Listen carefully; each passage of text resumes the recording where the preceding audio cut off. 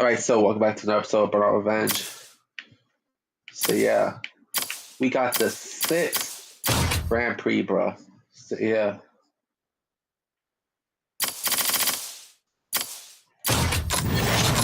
Both White Mountains. 7 out of 8 complete. All you need to do is get a vertical takedown, bro. Let's hope we get this vertical takedown to Grand Prix, bro.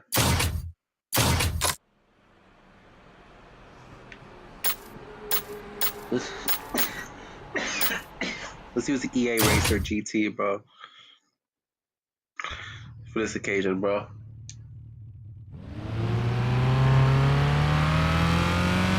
It starts.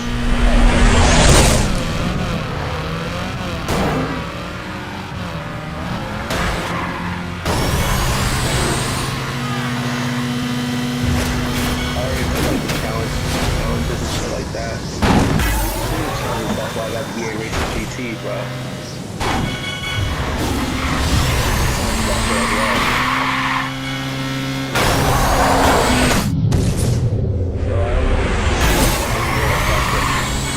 Except get that one signature takedown.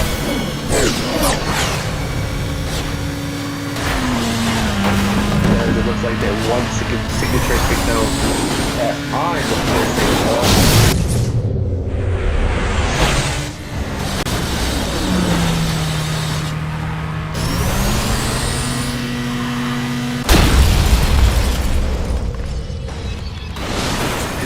That you have to wait until later on in the game to have crash breakers in Grand Prix. So that's the part that sucks, bro.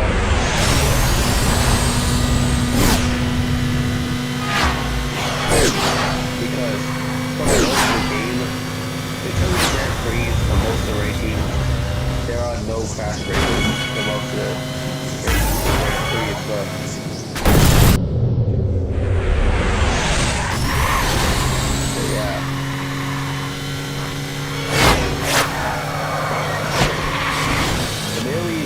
courses. Some courses are harder than others, but some is easy, like Motor City or what is it?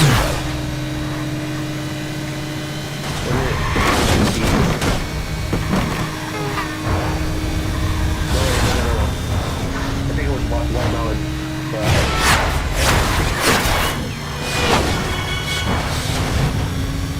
no, wait. It wasn't White Mountain, bro. Oh, Central Route. Yeah, Central Route, yeah. Motor City and Central Route, they're pretty easy to get, like, a fucking broken takedowns, bro. There's some locations, like, Eastern Bay, that'd be, like, a little challenging to get a terrible takedown, bro.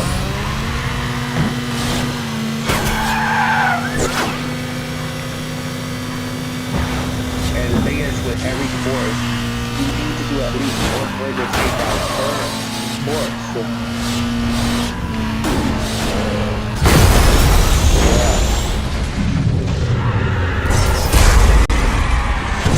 Yeah, you need to do at least one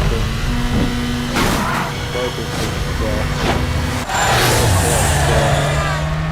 You want to complete the challenge sheet, so at least once in every course, bro. So yeah, that's the good part. That's only once you need to get a vertical takedown. They often vary, bro. Some can be easy, and some is just one vertical takedown, but others have either two or the hardest 1 to 3 takedowns, bro. Honestly, in Eastern Bay, it's hard to get 3 revenge takedowns.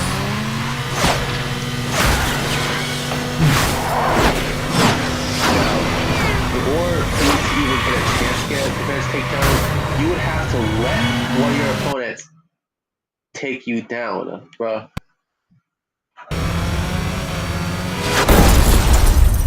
And then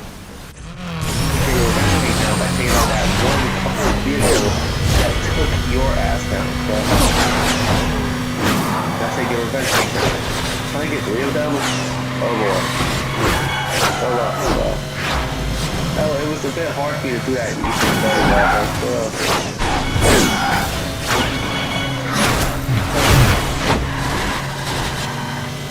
of course, the crash man and traffic type shit, that's easy, bro. And the payback for skyscrapers, that's easy too, bro.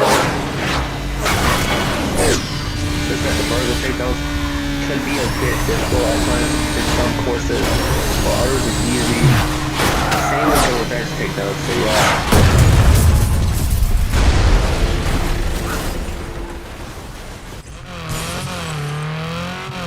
Matter of fact, usually traffic type be like the easiest courses in the game, bro. Because all you do is hit the smaller vehicles, the small vehicles. That's the whole thing, bro. That's all you do, bro.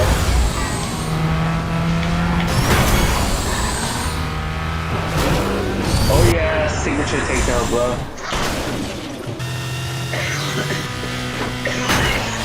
Honestly, that signature. Oh wait, 1 second. Honestly, that signature takedown is pretty easy, bro. I don't know how it took me this long to do that. In this 3rd time around, bro. So yeah. Am I showing a little bit of ring in my gaming videos, bro? You don't know what ring is? It's basically when someone is when someone basically like loses the strength of what they can do, bro. But basically, that's what it is, that ring rust basically when someone is not as good at something as they used to, bro. Like, bro.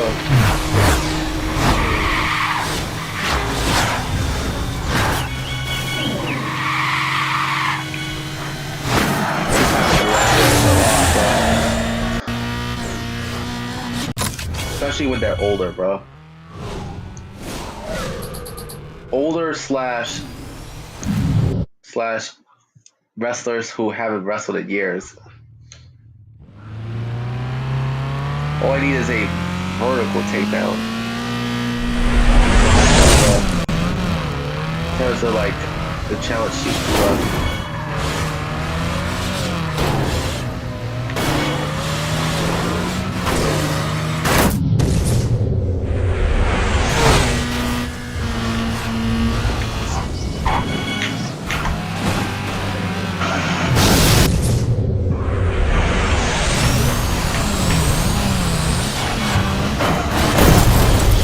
Damn it.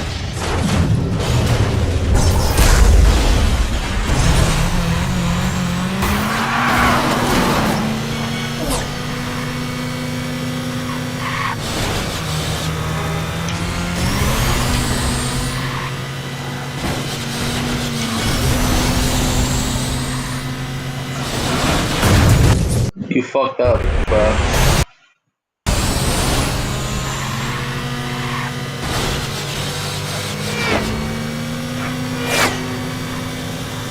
Like, I've played Overwatch 2, and honestly, all that Overwatch 2 really is, in my opinion, it's basically just an updated version of Overwatch 1, bro. It just doesn't feel like a sequel, bro. It feels more like a continuation. Not really a continuation, but more like an update of Overwatch 1, bro. Sadly for Overwatch 1, you can't play that game anymore, bro. Imagine if people who actually bought Overwatch probably got upset that they can't play it. Like, come on, Blizzard, you could at least let people play Overwatch 1 versus Overwatch 2. Otherwise, you're gonna make the customers feel stupid because they're gonna end up purchasing the game for nothing, bro. Yeah, it's kind of like with Rocket League, but at least with Rocket League, you can still play the game. It's just that originally Rocket League was a paid game initially, bro. That was until a few years ago when Rocket League became free to play. So yeah. Which means the people who bought Rocket League spend their hard-earned money on nothing. For nothing, bro. Because years later, Rocket League became free to play, so yeah. Hell, you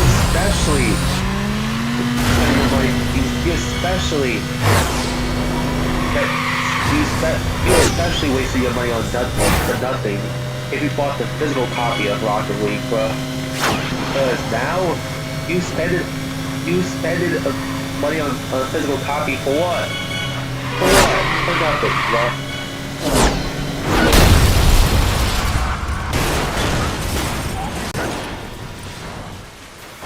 I get it. It's a pet peeve of mine.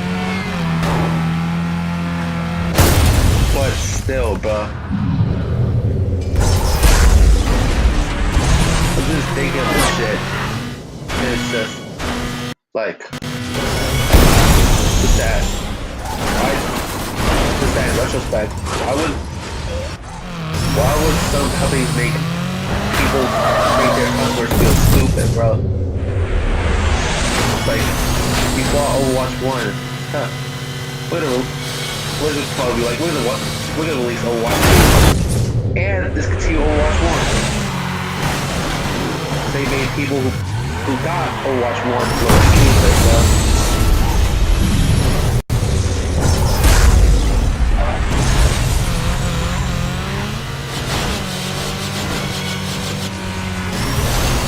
Like, because if you don't keep these games up, they're gonna end up being lost media, bro.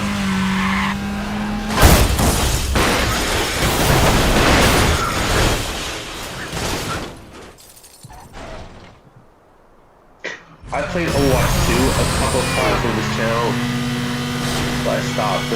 Why I stopped, my ass? Well,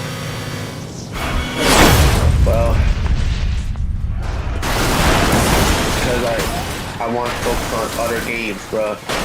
Games that have to do, like,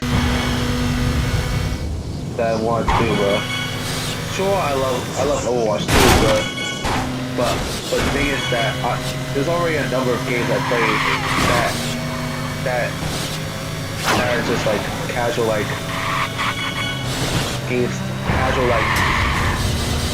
fighting / battle royale games like fucking My Hero Ultra Rumble and Unlock the Blade Point in my schedule. So cramming in something like Overwatch 2 alongside those two games.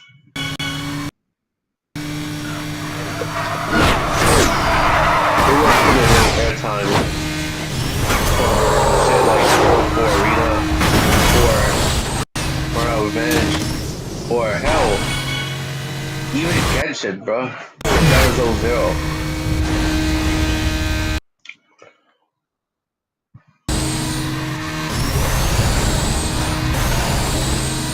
At least with Genshin and Zelda 0-0. Yeah, Genshin and Zelda 0-0. Those games have stories, bro. That's why I get invested in them, bro.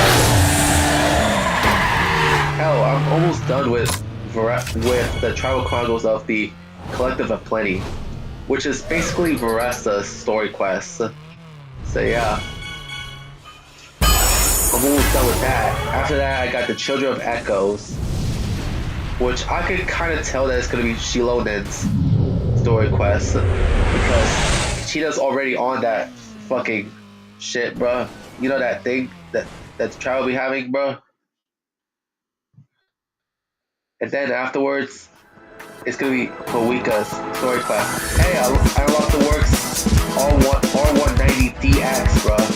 Anyways, yeah. I got those Tribal Chronicles and Moika's story quest remaining, bro. And afterwards, we're a month away from the Luda 3 update, so which will most likely be the fifth, which will most likely be the release of the fifth act of Not Cry, bro. Yup, the fifth act. And with a month left, that means I might have to like spread out the stuff that I got left, bro. Why you might say spread it out? Well, because I don't have that much story shit left. Sure, I got World Quest, but I honestly don't give two shits about the World Quest, as they're just like filler events to do, bro. And I will really only do them for Primo Gems. That's it, bro. So yeah, if it's not Primo Gems, then I won't do it, bro. So yeah, that's how I am, bro. So yeah. Oh, let's do it safe, bro.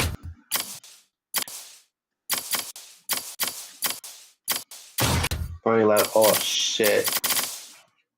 Damn, only got two of these things, bro. One revenge takedown this car. Take down a payback. Check one of the vehicles. Oh damn. That's a lot to do, bro. Anyways, let's go, bro. Burning lab. Oh shit, bro. The Revenge Racer. This shit looks awesome, bro. One of the coolest cars in the game, bro. So yeah. Anyways, let's do this shit, bro. I was still thinking of spreading out my content from Genshin, bro. At least until the Luna 3 update, at least.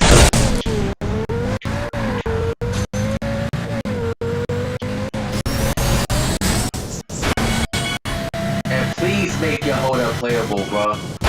I could tell that they're gonna make Third playable. And I can't wait until Varga becomes playable, bro. I would also love to see Varga and Jean interact in game. So yeah.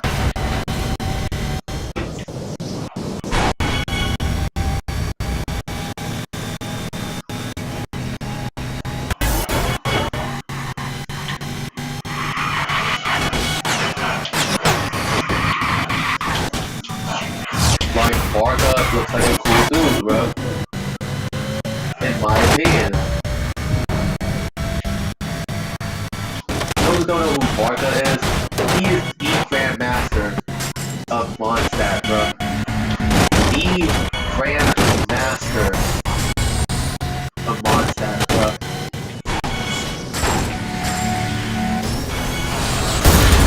So yeah.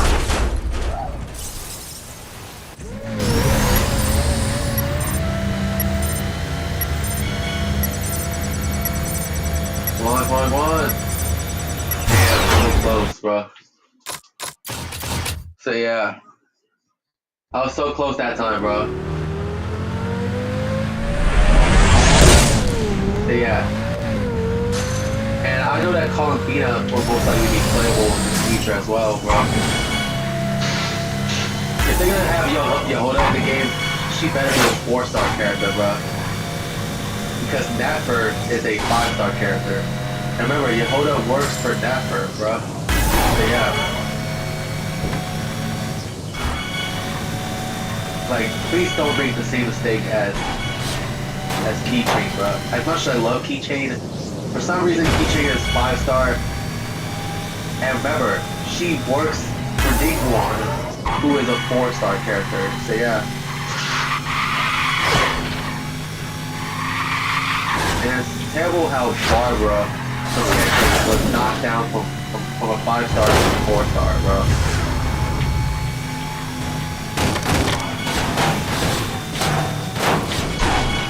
Okay, I can't be reckless around here, bro. Not really.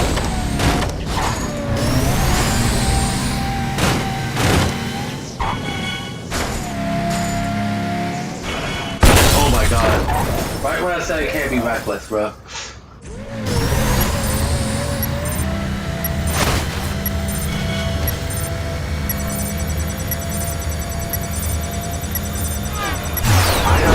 cannot crash once, bro. I can't, bro. At least one crash me that automatically starts, bro. So yeah.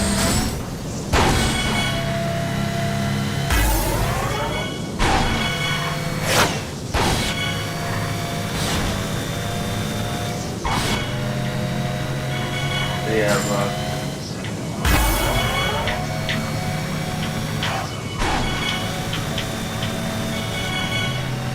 Go, bro.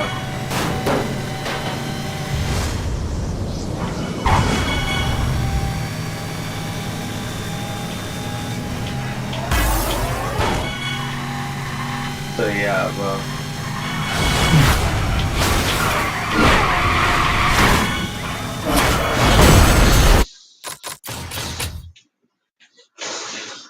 I know that Sarita is supposed to be the Cryo Archon. I hope she's playable, bro. Hell, I hope we get to see her reveal where we get to like the main part of Shnesnaya. And Nodify is supposed to be like the southern region of Shnesnaya.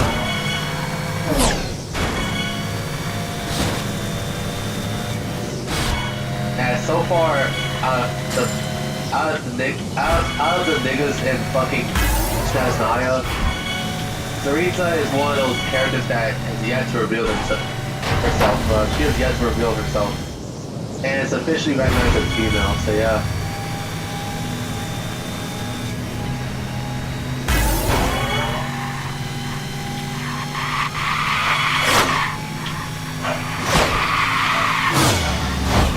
So yeah. I know Shnesnaya is one of the last regions we gave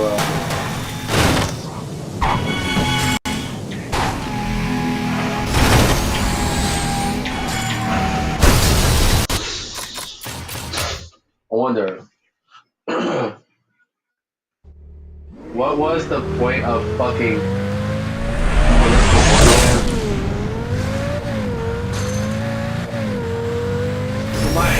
look like a cool concept. It honestly looked like a cool concept. It's just that it just doesn't really fit the Genshin, bro. Like I love the idea of being able to create your own character. But 9 times out of 10, when you create your character, they just straight up look like an NPC, bro. Like, bro, they straight up look like an in-game NPC, bro. And in order to get like the cool costumes, you have to do like this one wish thing in Melissa Wonderland. The one that requires real life money, bro. Why? Just for costumes, bro? Honestly, you're better off. Let's be honest, you're better off wishing for characters in the actual game. In Genshin Proper, bro. Genshin Impact Proper, bro. Version, bro. As opposed to getting like, you know, as opposed to getting fucking costumes, bro. And hell, one thing that really pissed me off is how you would have to be in Wonderland rank 10 in order to even level up your main kids and Makina. Yeah, the male character is called main kid, female character is called Makina. So yeah. So yeah.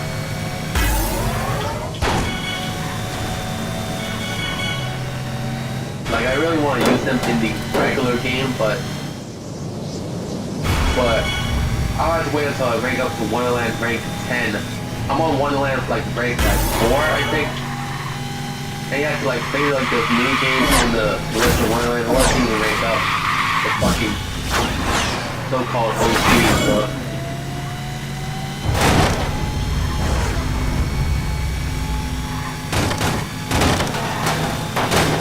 And honestly, it's kind of like a waste of people's time, bro. Let's keep it a buck. At least I'm gonna keep it a buck. Yeah, die.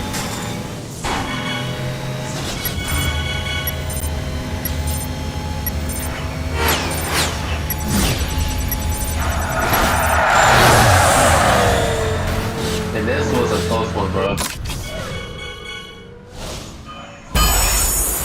I should have went for that method for the first attempt, bro.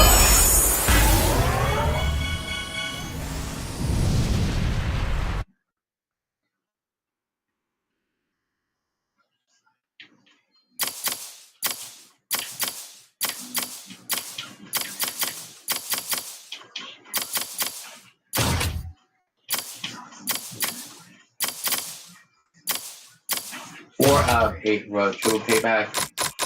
Vertical takedown. I think I could get a vertical takedown in low peak, bro.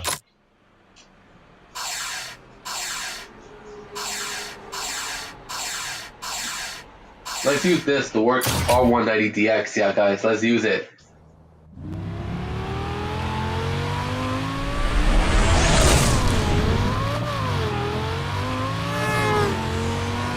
Nowadays, Cozy TV be airing mostly comedies, bro. Mostly. Especially on their weekday lineup, bro. To be honest, the only like solid show is Highway 7 that they have on weekdays, bro. The rest of the schedule is basically comedies, bro. Nowadays, mostly comedies nowadays that air is from like the 90s and the 2000s, bro. Mostly the 2000s nowadays, bro. I'm gonna show you how old I'm getting, bro. You know I'm old when 2000s shows starts airing on channels that's for nostalgia, bro.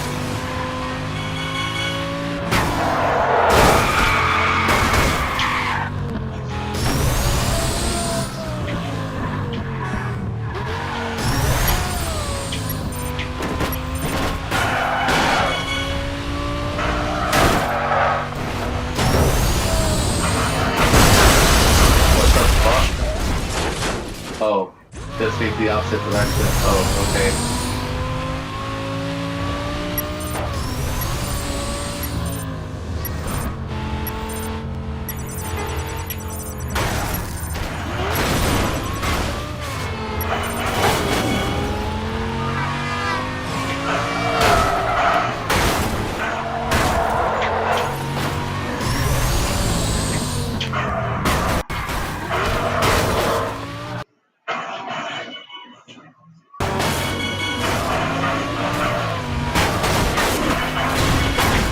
Oh, I achieved a target, bro.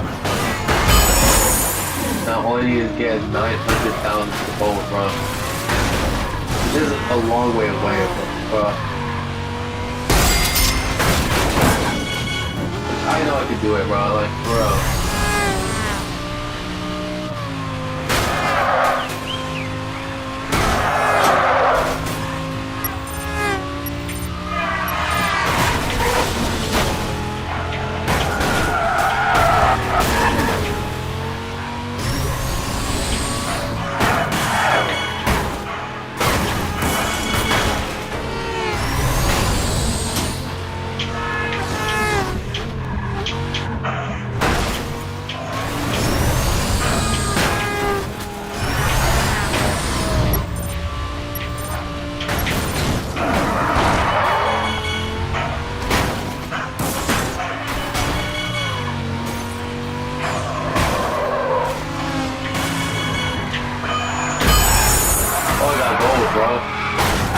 I got gold. Over a million, bro.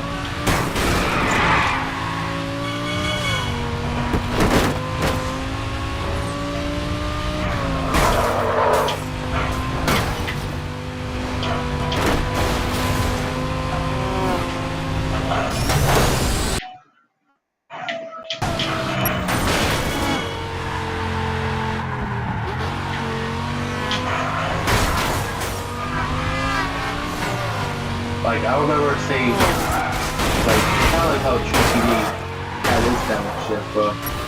It originally, when True TV initially debuted, they were court TV. They were basically like court shows, law enforcement shows, stuff like that for court TV, bro. Then it became morphing into like more like true shit, bro. When the true TV, bro. Like more reality-based shit, bro.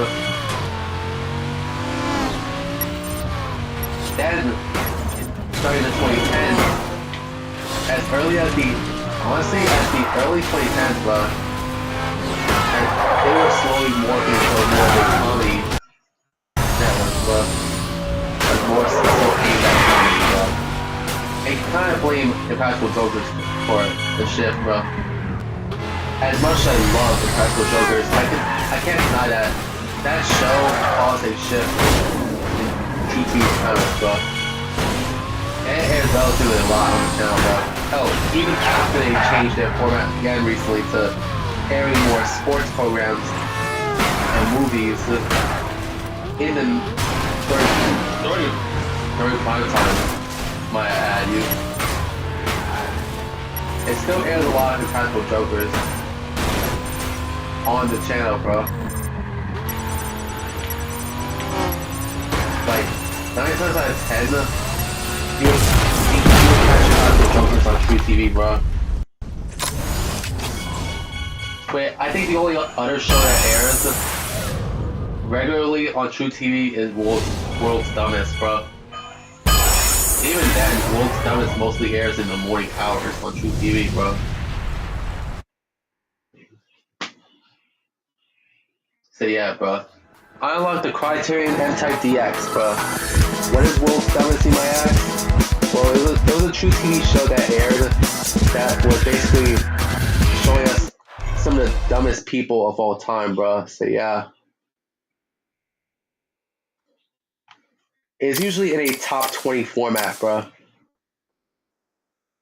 Originally it was known as Smoking Guns Presents World's Dumbest initially. However, when it debuted in the late 2000s. However, in 2011, it was renamed to True TV Presents World's Dumbest. And with that, not only did it air new episodes under the name True TV Presents World's Dumbest, but also they actually also went back and re-edit the old episodes to have the True TV Presents World's Dumbest name attached to it. So yeah, basically getting rid of the Smoking Guns name from the episodes. So yeah. Originally, it was just World's Dumbest Criminals initially.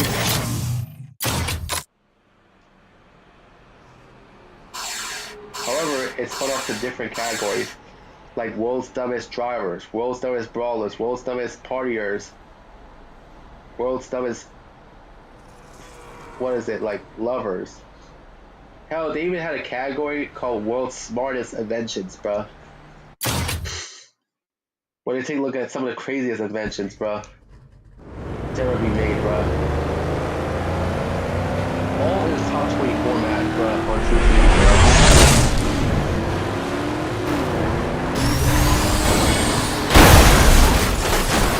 Yeah, bro.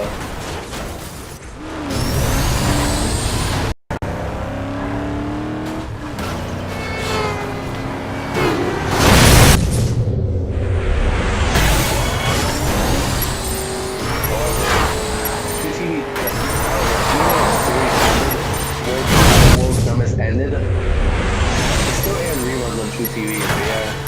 Hell, even recently it started airing reruns on TV. Also, that's War.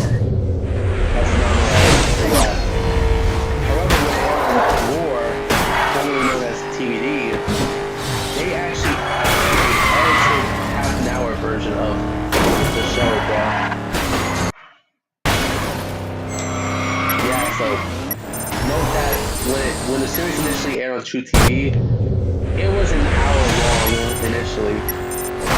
However, when TVD/War started airing reruns,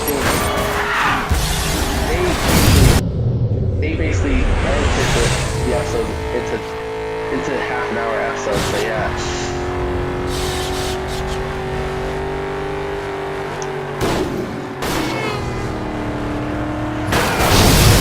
I wonder how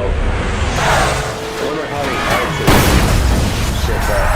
Did they reduce it to the top 10?